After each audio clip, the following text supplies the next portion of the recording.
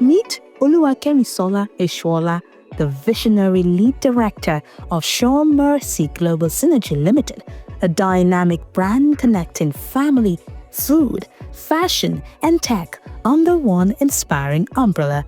With a degree in chemical engineering and a heart set on empowering women, Kemisola launched the kuli-kuli arm of Suremercy Foods to help others achieve their financial dreams.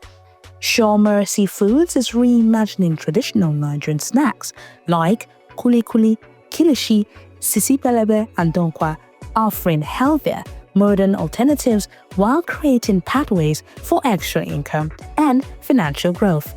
From partnering with sellers to organizing monthly cow share initiatives, Suremercy Foods is building stronger communities one bite at a time. But her impact does not stop there. As a certified coach specializing in marriage, women development, public speaking, and mental health, she is dedicated to helping individuals and families thrive. Oluwakemisola Eesuola is more than an entrepreneur. She's a mentor, innovator, and change maker, transforming lives and creating lasting opportunities.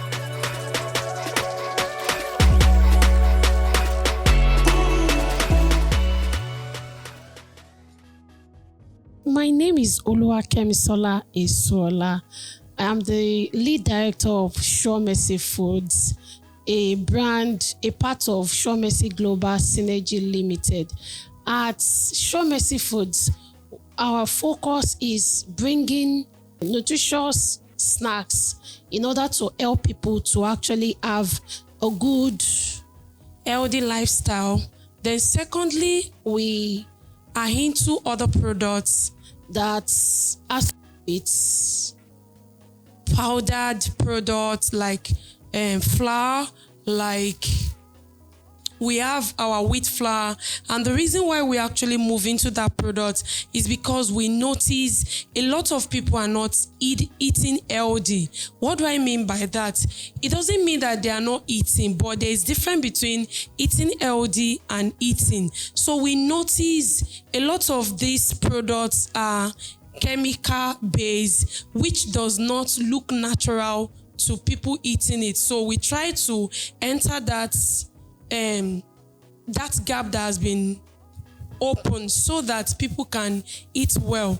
Now, the reason why I started Suremercy Foods is because of my family, majorly. During COVID, my husband had to leave church because of financial constraints on the part of the church. So I was looking for what I can do as a woman to bring something to the table. So I started with kuli-kuli.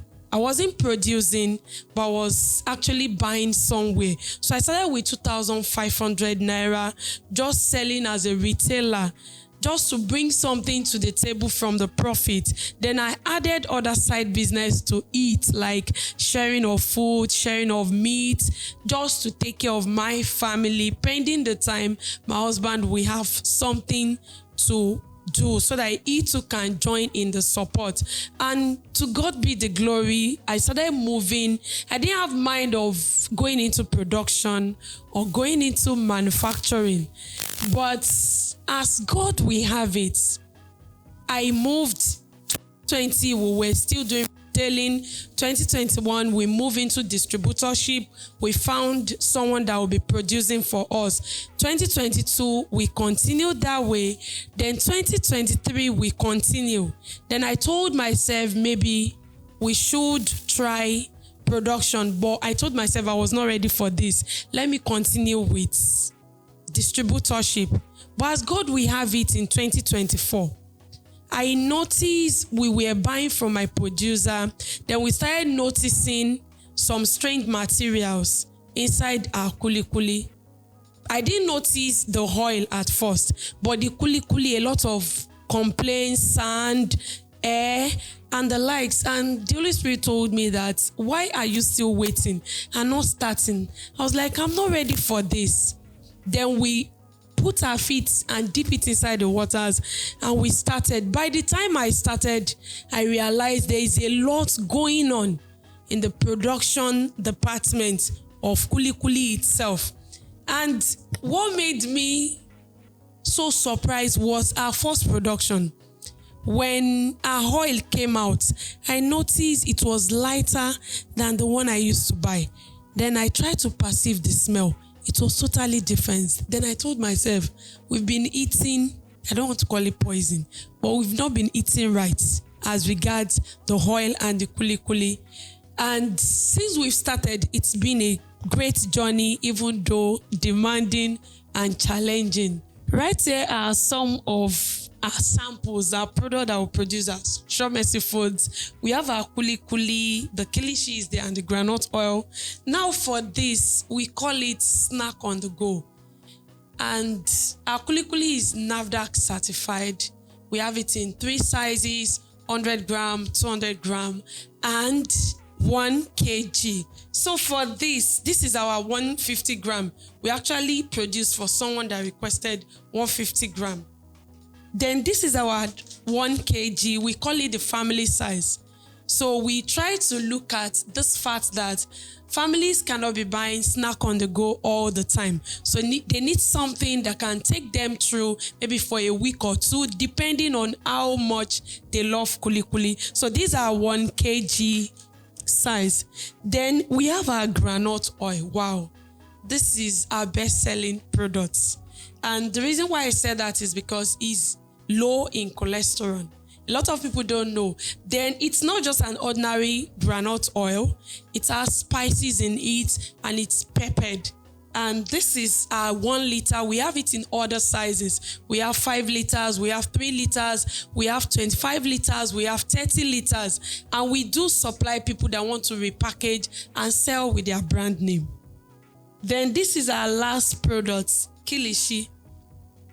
Is one of our best selling too. And this is just 100 gram. And it's made under a good condition, under a clean environment.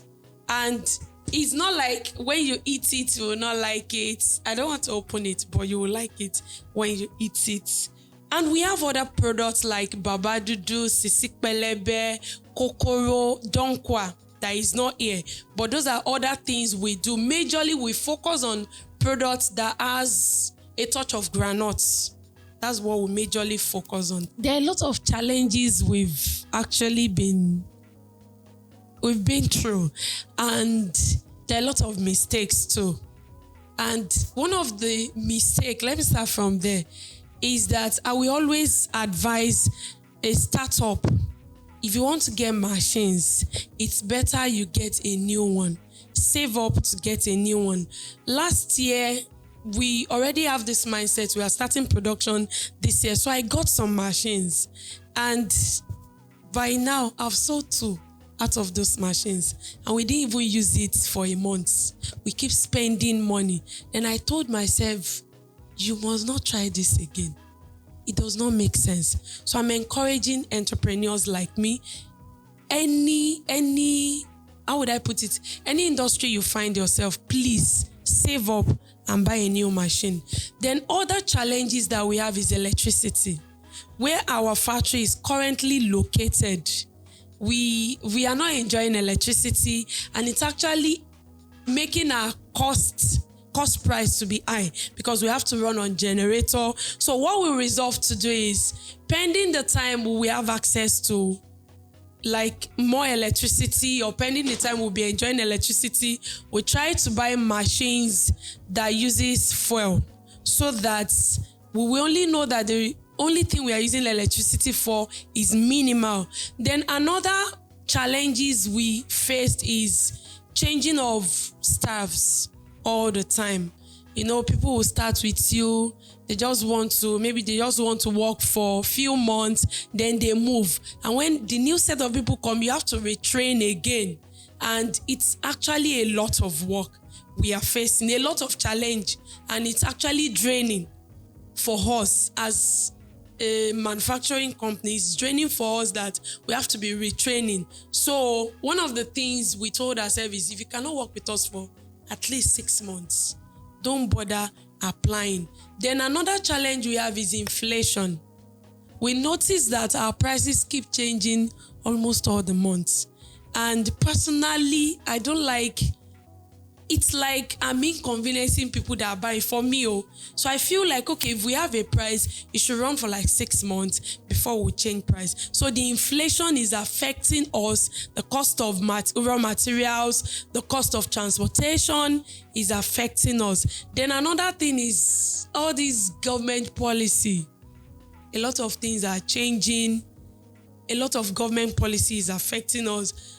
Like, let me cite this example. I think it was last year. We're trying to like work on our income expedition, put our papers together. And by the time they told me the amount I will pay, I said, this is much. I can't pay this amount. So the accountant was like, it's a new business. What are other things you bought that you didn't put? So we start to sit down and work on it. Then another thing is, getting your figures right. You feel sometimes you're selling, but you're not actually putting it down. I won't lie. Majority of entrepreneurs, we are lazy when it comes to putting our figures together. And it's one of the challenges that we are facing personally. I had to tell myself this year that I need to be serious with that. So it's like putting your figures together, getting what you're doing so that you don't feel like you're selling. And at the end of the year, you will not see the result of what you've done from January to December. So putting our figures right when it talks about these accounting parts of our business is one challenge. And people like me, we always want to contract it out because we feel there are other things we can do. So it's a challenge for me personally and for my business. Some of the things that still made me to be doing what I'm doing presently. The first thing is feedback from customers. Let me quickly share this little story. When we started, change is not always accepted by everybody. So when we started, we lost some of our customers. And I was almost crying. For the first month, I was crying. And there was a day I just woke up and the Holy Spirit was like, I sent you here. Stay there. Then when we started producing, the first thing that brought joy into my heart was the day somebody bought her groundnut oil. She sent a voice note and she was very happy. She said, now you are talking. This is it. It's different from that former one you were selling. And the former one, we used to get it from someone to sell. I was very happy. Then I told myself, yes, we are doing something right. Then one of my friend got our kuli-kuli. He stopped eating at a time. So he got it. He sent a voice and he was like, sister, please, you've gotten the masterpiece. Don't change your masterpiece again. This is it. Continue. And I was like, God. I was happy and I told myself, even if it is only 2 feedback, I'll continue doing it. Then, when other people started telling me that if it is not Suremercy, they're not eating kuli-kuli again. Then I was like, no, this calls for pushing forward. This calls for going forward. Then another thing is I got support from friends, like motivational support. I got funds from friends. They'll be like, if it is you, we trust what you are doing, then we can invest in it. And there are friends that will be like, this money, I'm not using it. Quickly use it. When you are done using it, return it back without any interest.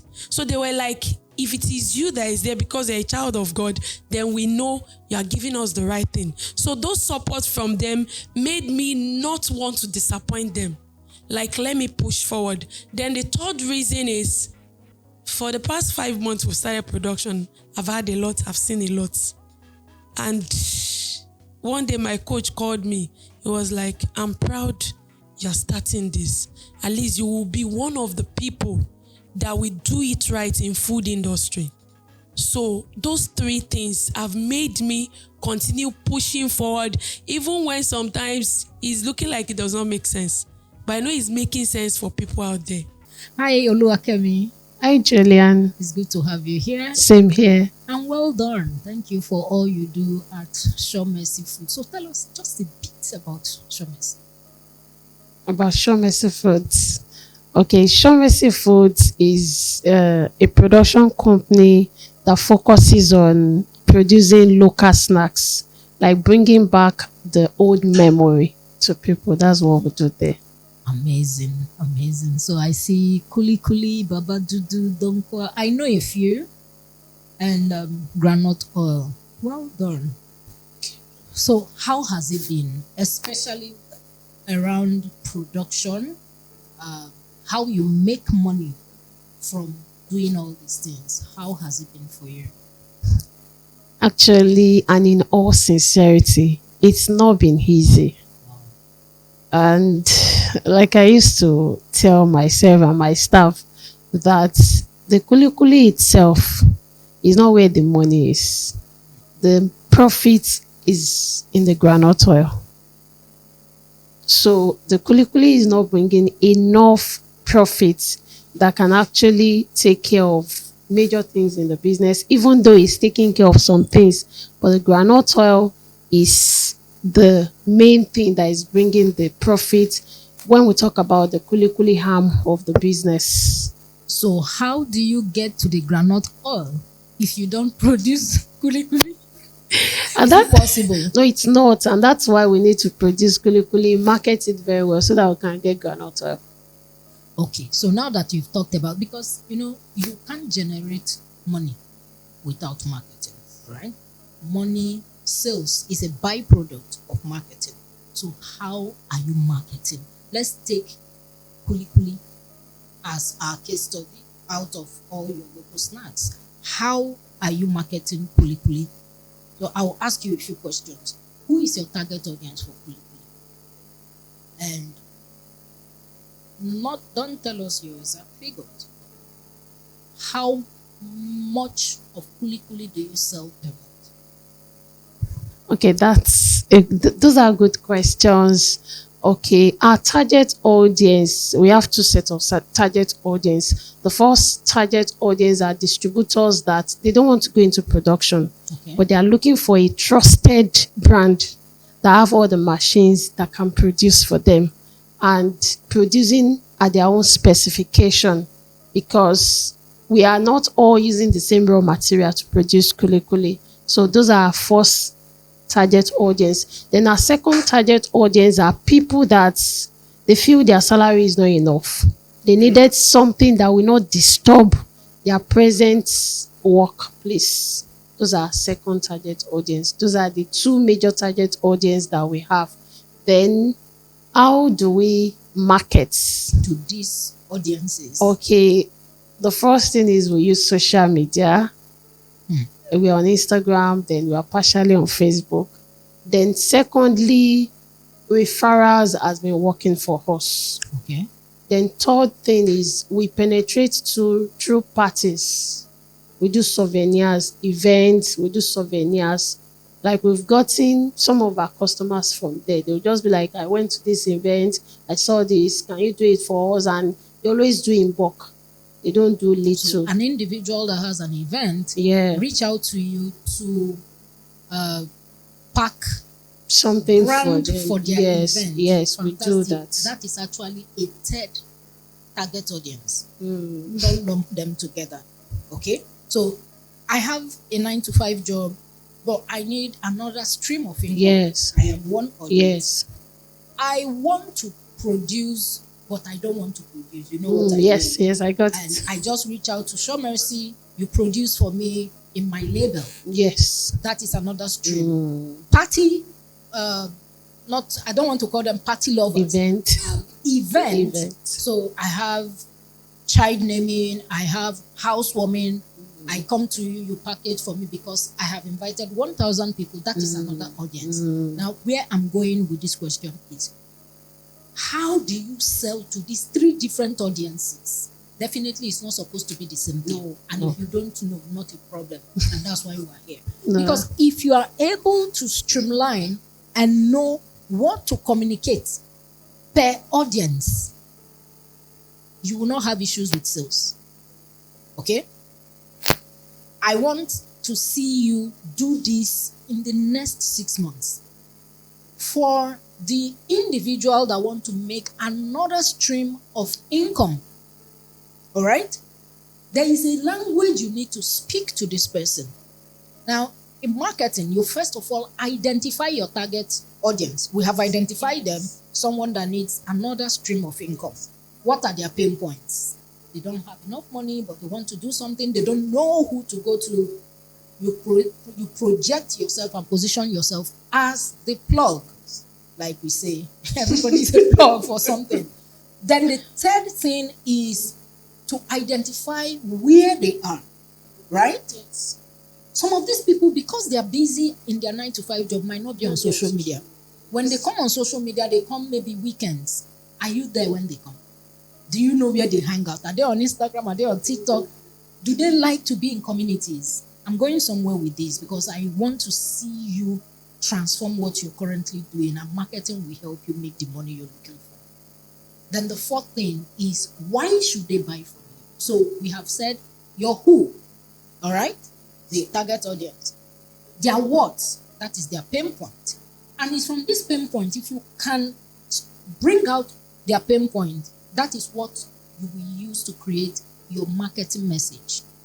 So as an individual that wants an extra income, I should be able to see a message from you saying, are you a 9 to 5er looking for another stream of income? You don't want to do the production all by yourself. You are not on social media every time, but you need the right solution for what you're looking for. I am your go-to person. Reach out to me. Like, those are the kind of messages for that person. The one that want to produce but don't want to produce, you're looking for someone to produce for you, you just distribute, we are here for you. That person has another message. So you must have your 4 W's for your different audiences. If you do that, money will chase you. If you do that, because I need to find myself in your communication, not just post on social media.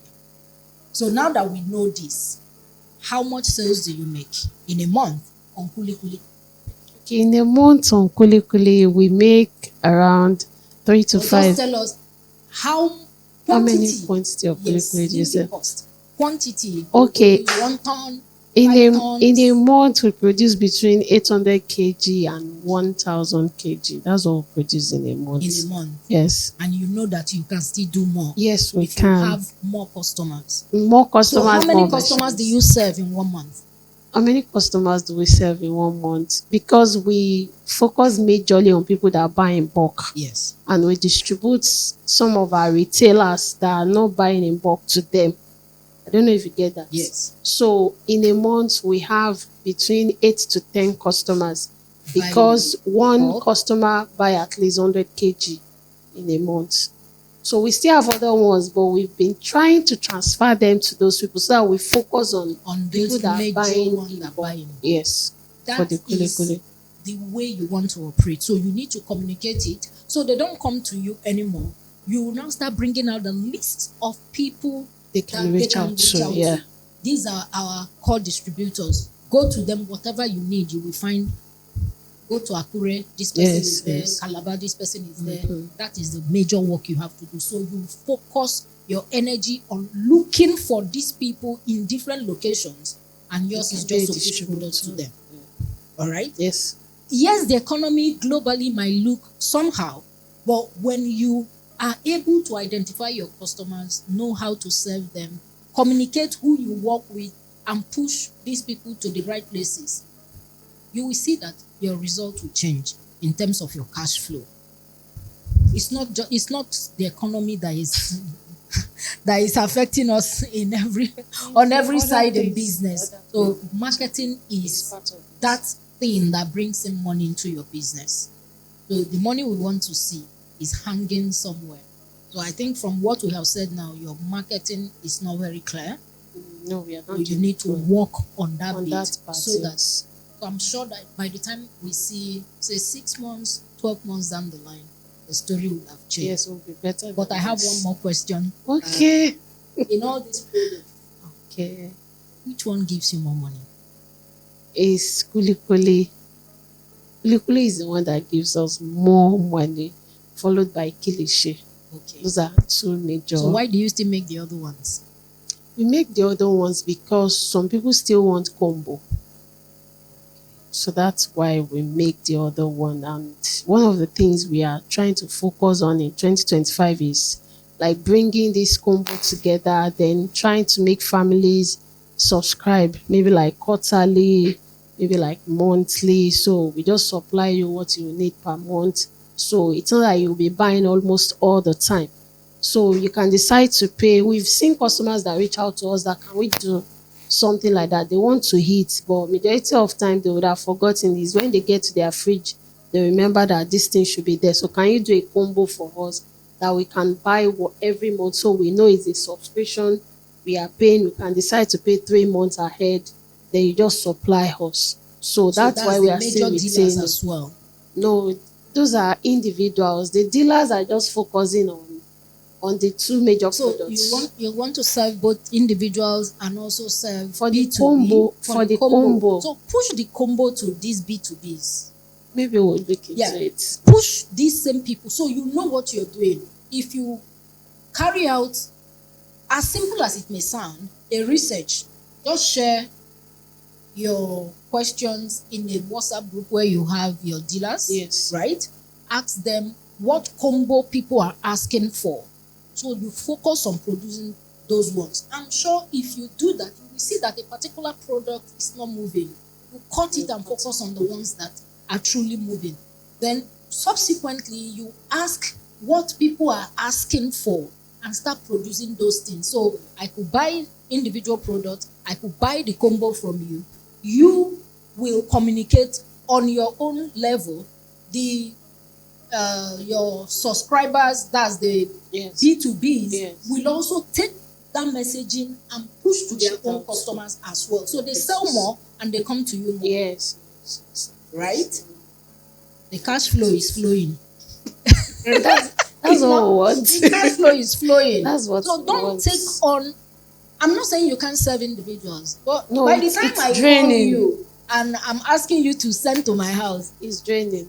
So just give me the list of people in Lagos I can buy from. Tell me the supermarkets that are ordering from you that I can buy from when I reach out to you as an individual. Because that's not your business model. You want to sell B2B. If possible, sell B2G. If government have an event, they need Suremercy, deliver 1 billion packs of kuli-kuli. That would be nice. So you have heard, and I believe some of you in business, you are also facing the same challenge. You can actually apply this. Work on your 4 W's: your who, your why, your where, and your what. You come up with marketing framework, the message you want to put out there for your customers. Go and look for them where they hang out, whether online or offline, and do exactly what I have asked Kemi to do in her business. And I'm so sure you'll be all right. Thank you. Thank you, Julian, for having me. Pleasure.